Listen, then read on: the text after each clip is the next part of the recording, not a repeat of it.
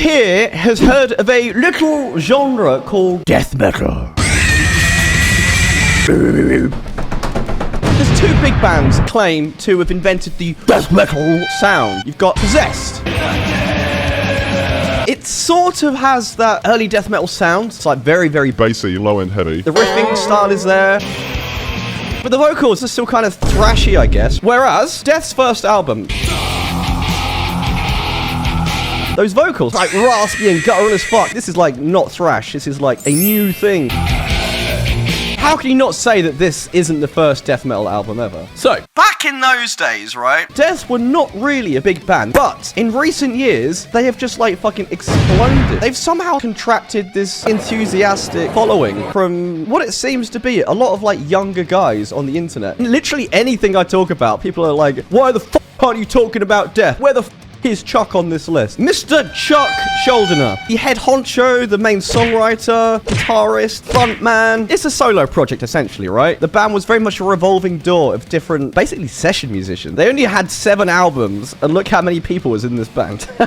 So, we're going to be going through the entire discography from the first album all the way through to the very last album. And then, boys and girls, at the end, we're going to be ranking every single fucking album in a fucking tier list. So, album number 1. Oh, before we go any further, I just want to let you know that I'm now offering a 7-day free trial for my online guitar school. Unlock the entire archive of super fun lessons, exercises, and content, as well as Discord access and guided weekly mentoring from me. Click the link in the description below to visit Bradley Hall's Guitar School and sign up today for free. Green Bloody Gore. Got the trademark tremolo picking riff in, sort of like, you know, a staple of the death metal sound. My favorite song is Zombie Ritual. I just love how it fucking explodes out of nowhere.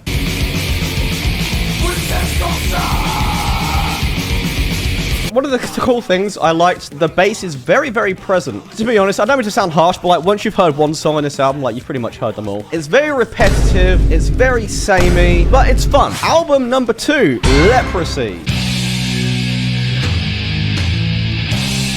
This song is like one of the most iconic death metal songs of all time.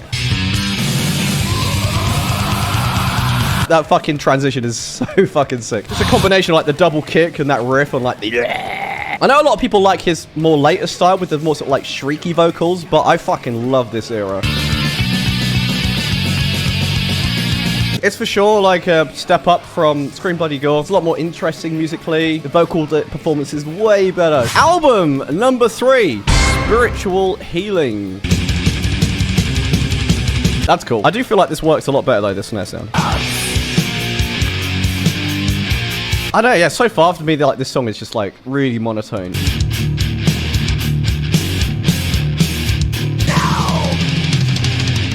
I'm gonna be honest, I don't really like this album very much. I think it's really boring. It just sounds a little bit too, like, reined in. Yeah, a bit sluggish. Moving on to the next album, we have Human. Dude, like, the fucking groove on that, like, the whole band is, like, locked in so fucking tight. This song is, like, super, super good. Oh, it's so groovy, man. Inhumanly tight drumming.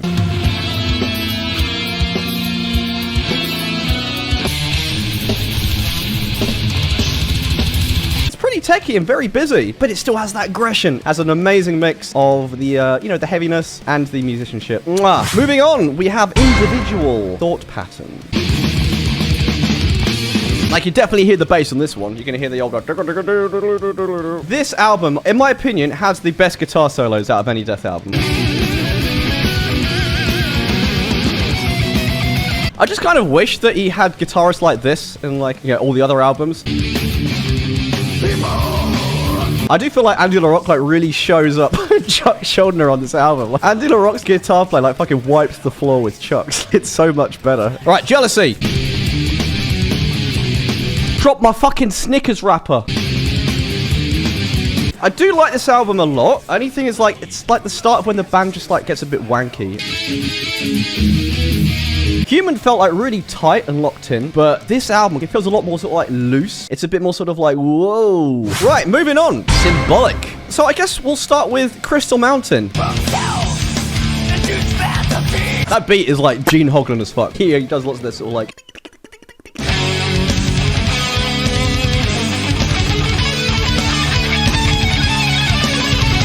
I think it's for sure like Chuck's best solo. It's just like so well structured. Lots of feel, like great bends, great vibratos. Mwah! That's weird. He sort of like slows down. It like fluctuates. It's really odd. Yeah, it's 3/4, but it's like not like a flat tempo. It's a bit sort of like... Yeah, it's this album sounds real good. It's just like so organic. Nice.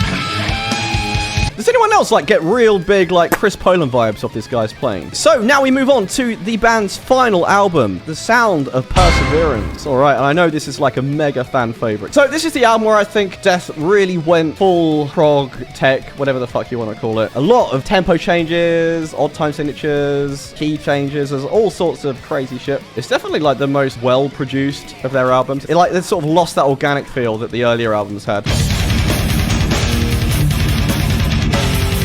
Fucking sick riff though. I'd say like this album definitely does have some of Death's best riffs. Dude, seriously, like these fucking drums, man. Like, what is going on? It sounds like you're in the back of like a moving van that's just like, you know, moving all your furniture to your new house, and they're just sort of like driving down the road like this. His vocals are so different as well. He has this sort of like banshee wail. It'll take you in. It's fucking mental.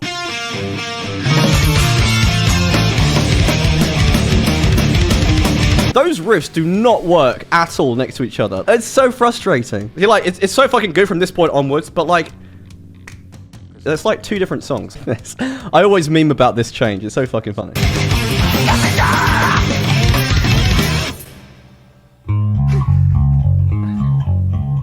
This has like nothing to do with the rest of the song.